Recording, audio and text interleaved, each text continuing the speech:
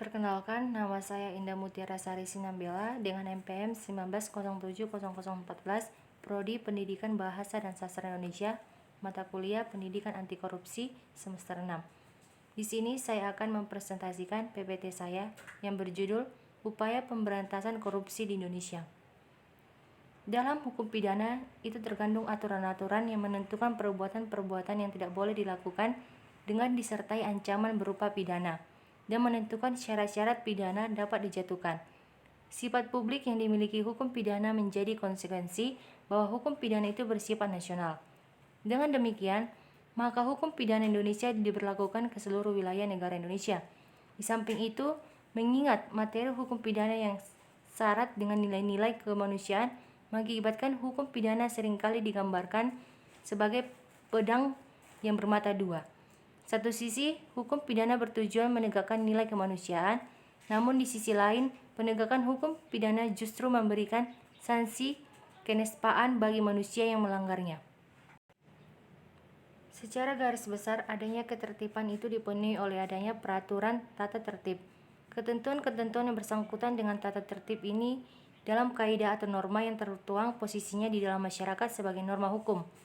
Dengan adanya tata norma tersebut, maka posisi yang paling ditekankan adalah norma hukum, meskipun norma lain tidak kalah penting perannya dalam kehidupan masyarakat. Untuk mewujudkan tertib sosial, negara menetapkan dan mengesankan peraturan perundang-undangan untuk mengatur masyarakat. Peraturan-peraturan itu mempunyai sanksi hukum yang sifat memaksa. Artinya bila peraturan itu sampai dilanggar, maka kepada pelanggar dapat dikena hukuman. Jenis hukuman yang akan dikenakan terhadap si pelanggar akan sangat tergantung pada ancaman peraturan yang dilanggar. Pada prinsipnya, setiap peraturan mengandung sifat paksaan, artinya orang-orang yang tidak mau tunduk dan dikena sanksi terhadap pelanggaran tersebut. Perbuatan tindak pidana korupsi berupa pelanggaran terhadap hak-hak sosial dan hak-hak ekonomi masyarakat, sehingga tindakan pidana korupsi tidak dapat lagi digolongkan sebagai kejahatan biasa, melainkan telah menjadi kejahatan luar biasa, sehingga dalam upaya pemberantasan tidak lagi dapat dilakukan secara biasa, tetapi dibutuhkan cara-cara yang luar biasa. Penyebab terjadinya korupsi di Indonesia. Pertama, sistem penyelenggaraan negara yang keliru. Yang kedua, kompetensi PNS yang rendah. Ketiga, pejabat yang serakah. Keempat, tidak berjalan. Yang kelima, disebabkan law enforcement tidak berjalan, di mana aparat penegak hukum bisa dibayar mulai dari polisi, jaksa, hakim, dan pengacara. Maka hukuman yang dijatuhkan kepada para koruptor sangat ringan, sehingga tidak menimbulkan efek jera bagi koruptor. Yang keenam, pengawasan yang tidak efektif. Ketujuh, tidak ada keteladanan pemimpin. Kedelapan, budaya masyarakat yang kondusif KKN.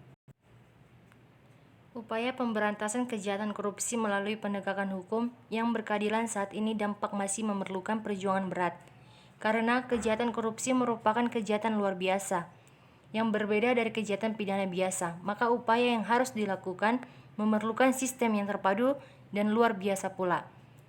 Sebagai kejahatan luar biasa, pemberantasan korupsi memerlukan kemauan politik luar biasa, sehingga presiden sebagai kepala negara menjadi figur penting dalam menggerakkan dan mengorganisasikan peran polisi, jaksa, pengadilan, dan KPK menjadi kekuatan dahsyat, sehingga praktek KKN seperti penyogok, penggelembungan harga, gratifikasi, dan penyalahgunaan kewenangan lainnya dilakukan oknum aparat PNS atau pejabat negara.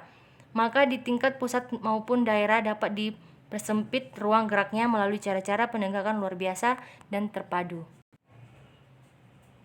Demikian hasil presentasi saya. Kurang dan janggalnya saya mohon maaf. Terima kasih.